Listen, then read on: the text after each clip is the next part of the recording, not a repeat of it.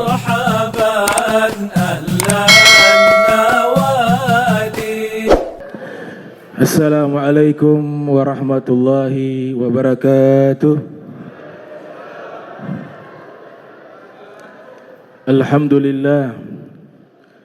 لله الذي هدانا لهذا وما كنا لنهتدي لولا أن هدانا الله.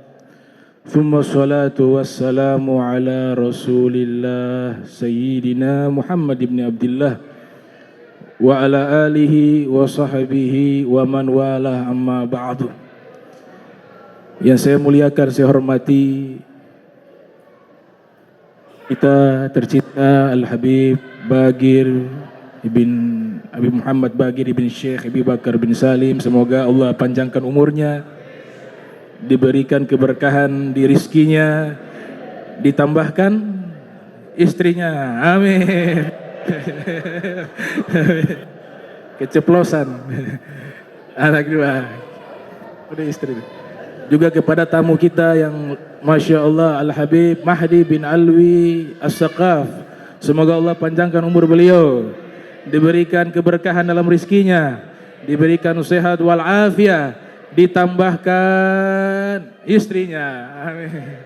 Ini minta. Kepada seluruh para habaib, para asatiza, para jamaah muslimin wal muslimat, alhamdulillah. Tadi ceramah yang sangat menggugah kecintaan kita, membangkitkan hati kita untuk lebih mencintai Nabi kita Muhammad sallallahu alaihi wasallam. Karena harapan kita di akhirat, di yaumil qiyamah adalah syafaat Nabi.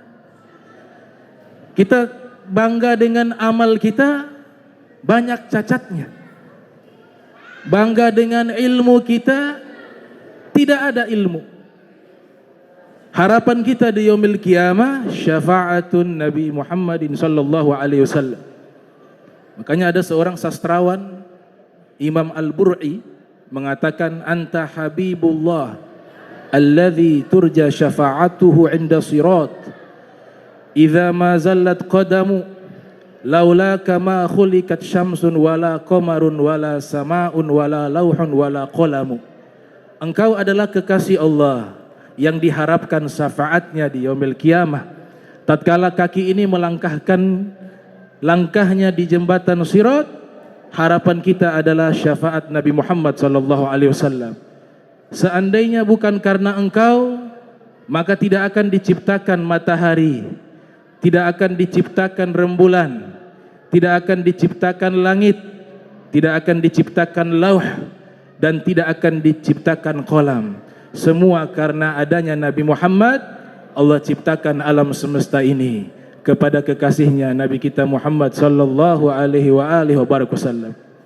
Bahkan Al-Habib Abdullah Al-Haddad yang luar biasa amalannya, ilmunya, ibadahnya, hatinya, bahkan murid-murid beliau itu seluruhnya menjadi ulama besar. Salah satunya diberikan julukan Allamatud Dunya, paling alim sedunia, Al-Habib Abdurrahman bin Faqih. Itu salah satu murid Al-Imam Al-Qutub Al-Habib Abdullah bin Alwi bin Muhammad Al-Haddad. Tapi Imam Haddad mengajarkan kepada kita, jangan mengandalkan ilmu untuk selamat di akhirat, jangan mengandalkan amal untuk selamat di akhirat, tapi yang diandalkan mencari syafaat Nabi Muhammad. Nabi al-Huda, la tansani min syafaati fa inni musii'un mudhnibun dzu dzarairi. Nabi pembawa petunjuk, jangan kau lupakan aku dengan syafaat. Hadza Al-Habib Abdullah Al-Haddad. Fa inni musii'un mudhnibun dzu dzarairi. Karena sesungguhnya saya banyak salah, banyak dosa, penuh dengan kekurangan. Ini bahasa ini sebenarnya kepada kita sebagai cerminan. Kalau Imam Haddad saja menyatakan demikian, bagaimana keadaan kita yang berlumuran dosa? Kita lebih butuh kepada syafaat Nabi Muhammad sallallahu alaihi wasallam. Maka disebutkan syafaat ini bagian daripada khususianya Nabi Muhammad. Para nabi tidak diberikan syafaat. Hak paten Allah berikan syafaat hanya kepada Nabi Muhammad. Terkecuali Nabi izinkan mereka memberikan syafaat. Maka dalam satu riwayat Imam Baihaqi yang lahir tahun 384 Hijriah, wafat 456 Hijriah, dalam kitabnya Syu'abul Iman, Rasul bersabda, "Hurrimatil jannatu 'alal anbiya'i kullihim hatta adkhuluha." Diharamkan surga dimasuki oleh seluruh para nabi terkecuali aku terlebih dahulu yang masuk. Maka khosois, keistimewaan Nabi Muhammad. Kalau Nabi tidak berikan izin, tidak ada yang bisa berikan syafaat. Ana qasim wallahu mu'ti. Saya yang bagi, Allah yang berikan kepada saya. Oleh sebab itu para ulama terdahulu mereka coba mengumpulkan data-data riwayat yang menjelaskan keistimewaan Nabi Muhammad. Ada ulama Spanyol bernama Al-Hafiz Ibnu Dihyah yang lahir tahun 544 Hijriah, wafat 633 Hijriah. Beliau punya kitab khusus membahas khosois Rasul berjudul Nihayatul fi Khosoisir Rasul. Di situ luar biasa beliau sebutkan Muhammad sallallahu alaihi wasallam. Satu persatu disebutkan dengan spesifik bagaimana istimewa di kita dan beruntungnya kita dipilih oleh Allah menjadi umat Nabi Muhammad sallallahu alaihi wasallam. Bahkan beliau mengkaji setiap organ tubuh Nabi, anatomi tubuhnya Nabi, seluruhnya mukjizat. Dari ujung rambut sampai ujung kaki, seluruhnya mukjizat fisiknya Rasul. Maka Allah sebutkan satu persatu di dalam Al-Quran. Disebutkan punggungnya Nabi, dadanya Nabi, matanya Nabi, hatinya Nabi, tangannya Nabi, lehernya Nabi. Seluruhnya disebut satu persatu. Karena seluruh organ tubuh Nabi adalah mukjizat yang Allah berikan khusus kepada makhluk terbaik yang pernah Allah ciptakan di alam semesta ini, yaitu Nabi kita Muhammad. Maka beliau menulis satu kitab berjudul Al-Ayatul Bayyinatu fi Dzikri ma fi a'dha'i Rasulillah minal mu'jizat. Situ satu persatu, tangannya Nabi seperti apa mukjizat, rambutnya, matanya, hidungnya dan seterusnya. Kemudian muncul ulama generasi berikutnya yang lahir pada tahun 723 Hijriah, wafat pada tahun 804 Hijriah, bernama Ibnu Mulaqin. Ya. Salah satu daripada gurunya Al-Hafiz Ahmad bin Ali Ibnu Hajar Al-Asqalani yang lahir pada tahun 773 Hijriah, wafat 852 Hijriah.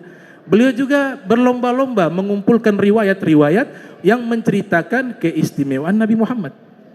Akhirnya jadi satu kitab, Ghayatus Sul fi Khosoisir Rasul, membahas keistimewaan Nabi lebih luar biasa lagi dari karyanya Al-Hafiz Ibnu Dihyah. Lebih indah, lebih luar biasa lagi.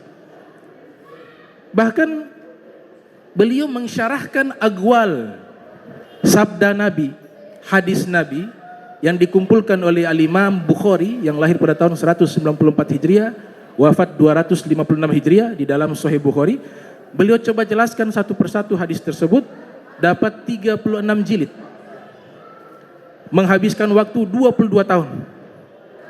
Menjelaskan agwal, ucapan-ucapan Nabi Muhammad sallallahu alaihi wasallam dan berikan judul Tawdih li Syarhil Jami'is Sahih, 36 jilid.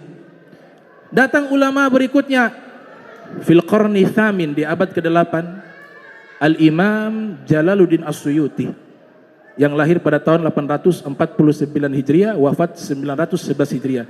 Beliau membahas keistimewaan Nabi lebih luar biasa lagi, sehingga itu 2 jilid, cetakan sekarang 2 jilid, berjudul Kifayatut Thalib Labib fi Khosoisil Habib, atau yang terkenal disebut Al-Khosois. Di dalam kitab tersebut beliau lebih membahas lebih spesifik, lebih luas tentang keistimewaan Nabi. Maka ketika membaca kitab ini, kita akan mengetahui kebesaran Nabi Muhammad. Muncul ulama mutaakhirin bernama Syekh Yusuf An-Nabhani, mengarang kitab tentang fadailnya Rasul.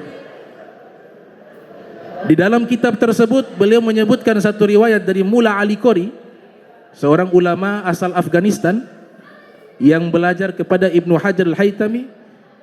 Pernah Nabi sallallahu alaihi wasallam ingin mendatangi seluruh para nabi. Jadi Rasulullah berdoa kepada Allah, "Ya Allah, saya ingin berjumpa dengan seluruh para nabi." Ternyata permintaan Nabi diijabah. Akan tetapi apa yang diminta oleh Nabi berikan secara terbalik. Tadinya Nabi meminta agar Allah izinkan Nabi Muhammad bisa bertemu dengan seluruh para nabi. Justru Allah kabulkan seluruh para nabi yang datang bertemu dengan Nabi Muhammad. Maka Al-Qari mengatakan, ini isyarat ketika yang banyak datang kepada yang satu, menunjukkan yang satu adalah raja, yang banyak yang datang adalah bawahan. Para nabi datang kepada Nabi Muhammad, menunjukkan para nabi adalah bawahannya Nabi Muhammad. Ana sayyidul alamin yaumal qiyamah wala fakhr. Maka tadi disampaikan oleh Habib Mahdi, kita butuh syafaat Rasul. Syafaat Nabi kita butuhkan. Sehingga para ulama mengarang kitab tentang masalah syafaat itu banyak. Di antaranya Dr. Mustafa Mahmud mengarang kitab berjudul Kitab Syafa'ah, membahas tentang syafaat Nabi Muhammad. Ada juga seorang ulama bernama Syekh Muhammad Jawad Zabidi mengarang kitab berjudul Mafhum Syafa'at. Ada juga ulama bernama Al-Imam Al-Zahabi yang lahir pada tahun 673 Hijriah, wafat 748 Hijriah, mengarang kitab berjudul Itu Syafa'ah, ketetapan syafaat. Dan masih banyak di kalangan para ulama, mereka mengarang kitab-kitab yang membahas tentang syafaat, menunjukkan begitu pentingnya syafaat Nabi Muhammad SAW. Allah Subhanahu wa taala sebutkan di dalam Al-Qur'an kata syafaat 25 kali di 18 surat yang berbeda. Kemudian para ahlul lughah, para ahli bahasa Arab ketika ingin menjelaskan makna syafaat, seperti para ulama pakar bahasa Arab Ibnu Manzur yang mengarang kitab Lisanul Arab, juga Al-Imam As-Sayyid Muhammad Murtada Az-Zabidi yang mengarang kamus berjudul Tajul Arus min Jawahiril Qamus, juga Al-Imam Fairuz Abadi yang mengarang kitab Al-Qamus Muhit. Ketika menjelaskan makna daripada syafaat, mereka mengatakan fasyafa'atu hiya at-tawassut fi jalbin naf'i fi jalbil khairi au daf'i dharri. Syafaat itu adalah satu perantara yang dimana kita bisa menarik kebaikan atau menolak keburukan. Maka itulah salah satu bentuk terminologi daripada syafaat. Dan syafaat Nabi kita Muhammad sallallahu alaihi wasallam sebagaimana yang disebutkan di dalam hadis yang diriwayatkan oleh Imam Muslim yang lahir tahun 204 Hijriah, wafat 261 Hijriah, di dalam sahihnya. Juga hadis ini diriwayatkan oleh Imam Malik bin Anas yang lahir pada tahun 93 Hijriah, wafat 179 Hijriah, dalam kitab Al-Muwatta. Rasulullah sallallahu alaihi wasallam bersabda, "Likullin nabiyyin da'watun mustajabah. Fata'ajjala kullun nabiyyin da'watah. Wa inni ikhtaba'tu da'wati syafa'atan li ummati yaumal qiyamah." Seluruh para nabi diberikan satu doa mustajab dan mereka sudah menggunakan doa tersebut, terkecuali saya. Saya simpan untuk siapa? Untuk beliau? Tidak. Untuk siapa? Untuk umatku. Sebagai bentuk syafaat di hari kiamat, kata Nabi Muhammad sallallahu alaihi wasallam. Makanya di antara syafaat-syafaat ya Rasul, ada yang dia masuk ke dalam surga bigairi hisab. Nabi katakan di dalam kitab At-Ta'arruf karya Al-Imam Al-Kalabadhi, ketika Nabi berbicara di hadapan para sahabat, Nabi mengatakan, "Yadkhulul jannata min ummati sab'una alfan bigairi hisab." Akan masuk ke dalam surga dari umatku 70.000 orang tanpa hisab. Salah satu sahabat namanya Uqashah bin Mihsan mengatakan, "Ya Rasulullah, ud'ullah ay yaj'alani minhum." Wahai Rasulullah, doakan kepada Allah agar saya termasuk golongan tersebut. Qala Nabi, anta minhum. Engkau golongan mereka, kata Rasulullah sallallahu alaihi wasallam. Jadi sahabat saja berharap dapat syafaat masuk surga tanpa hisab. Kemudian syafaat yang kedua, Nabi berikan kepada orang yang sudah masuk ke dalam surga, namun klasifikasi surganya ini ada kelas. Ada yang VIP, ada yang biasa, yang ekonomi. Nah, Nabi angkat derajatnya ke kelas VIP dengan syafaatnya Nabi Muhammad SAW. Ada syafaat yang ketiga, Nabi berikan kepada para pendosa besar. Syafaat yang keempat, Nabi berikan kepada orang yang wafat di kota Madinah. Sebagaimana hadis, man istata'a ay yamuta bil madinati falyaf'al. Siapa yang bisa wafat di kota Madinah, maka silakan wafat di kota Madinah. Fa inni ashfa'u liman mata biha, karena saya akan berikan syafaat khusus bagi orang yang wafat di kota Madinah. Kenapa wafat di kota Madinah diberikan keistimewaan syafaat dari Nabi? Karena ada satu hadis diriwayatkan oleh Imam Al-Munawi dalam kitab Faidul Qadir, bahwa ketika orang itu dikuburkan di tempat tersebut, itu menandakan dia tercipta dari tanah itu. Kalau kita dikuburkan di Ternate, ya memang dari dulu tanah kita ini dari Ternate. Kita dikuburkan di Jakarta, tanah kita ini ketika diciptakan dari Jakarta. Nah, ketika orang itu dia dikuburkan di Madinah, maka dia sama dengan unsur tanah yang Allah ciptakan sebagian kecil dari Nabi kita Muhammad sallallahu alaihi wasallam. Maka diberikan syafaat khusus kepada orang-orang yang wafat di kota Madinah. Nah, ini jenis-jenis syafaat dari Nabi kita Muhammad sallallahu alaihi wasallam. Ada juga syafaat Nabi orang sudah masuk dalam neraka. Selama dia masih Islam, dia masuk ke dalam neraka, Nabi teringat akan dirinya, Nabi masuk ke dalam neraka menyelamatkan orang tersebut. Jadi ini luar biasa syafaat Rasulullah sallallahu alaihi wasallam. Setelah itu Nabi punya hak paten syafaat. Tidak bisa yang lain kecuali izin Nabi. Setelah itu Nabi izinkan kepada para nabi, silakan kalian berikan syafaat. Kemudian Allah muliakan umat Nabi Muhammad dengan diberikan mereka juga keistimewaan bisa memberikan syafaat lewat izinnya Nabi Muhammad sallallahu alaihi wasallam. Yang pertama, asy-syuhada. Para syuhada sebagaimana hadis yang diriwayatkan oleh Abu Daud yang lahir 202 Hijriah wafat 275 Hijriah dalam sunannya, dari Abi Darda Rasul bersabda, yashfa' asy-syahid fi sab'ina min ahli baitihi. Orang yang wafat di dalam medan perang, dia bisa memberikan syafaat kepada keluarganya 70 orang. Ini khususia untuk umat Rasulullah, para syuhada. Yang berikutnya, golongan para ulama. Kalau syuhada 70 orang, kalau ulama 7.000 orang. Dari mana hadisnya? Hadis pertama, Rasul sallallahu alaihi wasallam bersabda, yashfa'u yaumal qiyamati thalathah. Al-anbiya, thumma al-ulama, thumma syuhada. Di hari kiamat nanti ada 3 golongan yang bisa memberikan syafaat. Para nabi, para ulama, dan para syuhada. Para ulama 7.000 orang bisa diberikan syafaat. Dalilnya adalah para ulama adalah orang yang paling mengamalkan sunnah Nabi.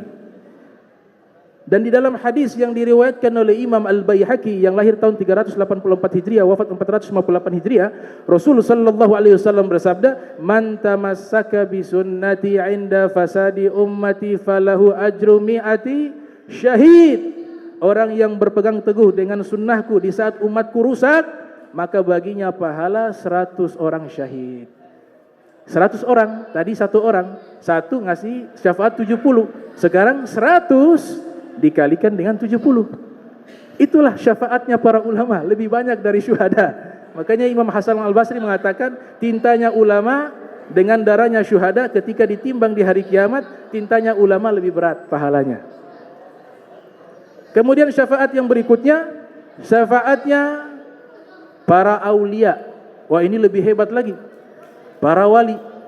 Di dalam riwayat Imam Ahmad bin Hanbal, ini para aulia ketika di akhirat mereka mengatakan, ya Rabb, ibadun min ibadika, kanu ma'ana fid dunya yusalluna salatana wa yuzakkuna zakatana wa yasumuna siyamana wa yahujjuna hajjana walakin al'anhum finnar.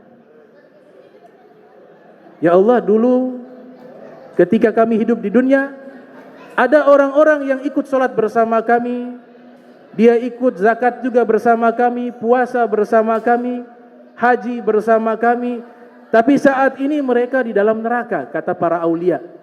Fayuzhirullahu subhanahu wa ta'ala karamata ibadihi as-solihin, faqalallahu ta'ala idhabu ilan nar faman wajadtum fiha minhum fa akhrijuhu. Allah katakan kepada para wali, karena di situ ada sebut keramat, berarti aulia. Aulia, silakan engkau pergi ke neraka, cari orang-orang yang kamu dapati, siapapun dia, keluarkanlah mereka dalam neraka, kata Allah subhanahu wa ta'ala. Nah, ini fadail, kita harus ada kedekatan dengan orang-orang solehin, dengan para aulia. Alhamdulillah, ya, guru-guru kita di tempatnya para aulia, ketemu seorang wali, bukan seorang wali, banyak aulia di Hadramaut, di Kota Tarim, Al-Habib Hasan Asy-Syatiri, Habib Salim Asy-Syatiri, kemudian lantaian sanad mereka, wali ibn wali ibn wali ibn wali ibn wali ila Nabi sallallahu alaihi wasallam. Dapat pertolongan dari mereka. Syafaat yang berikutnya, syafaat yang Allah berikan kepada para penghafal Al-Quran. Yang saya singgung tadi, penghafal Al-Quran yang hakiki, yang bersanad, yang pemahamannya tidak ekstrim dalam memahami Al-Quran, yang tidak salah dalam memahami ayat Al-Quran, dan berakhlak dengan akhlak Al-Quran. Mereka bisa memberikan syafaat kepada 10 orang dari keluarganya yang sudah wajib masuk neraka. Imam Ali mengatakan dalam riwayat, Rasul bersabda, man qara'a al-Qur'ana fastazharahu fa ahalla halalahu wa harrama haramahu adkhalahu Allahul jannata wa syaffahu fi asyrata min ahli baitihi kulluhum qad wajabat lahud nar. Siapa yang membaca Al-Quran, kemudian dia menghafal Al-Quran, lalu dia menghalalkan yang dihalalkan oleh Allah dan mengharamkan yang diharamkan oleh Allah, Allah akan masukkan dia ke dalam surga, dan Allah berikan izin baginya memberikan syafaat kepada 10 orang dari keluarganya yang sudah ditetapkan wajib masuk dalam neraka. Tapi ada syarat tadi, bukan sekedar penghafal Al-Quran. Ada apa? Fa ahalla halalahu wa harrama haramahu.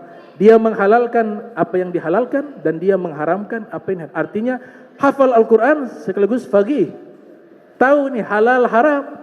Kalau sekedar hafal, tidak tahu ilmu fikih, bagaimana bisa benar ibadahnya kepada Allah subhanahu wa ta'ala. Makanya Nabi tambahkan syarat, dia harus tahu masalah halal dan haram.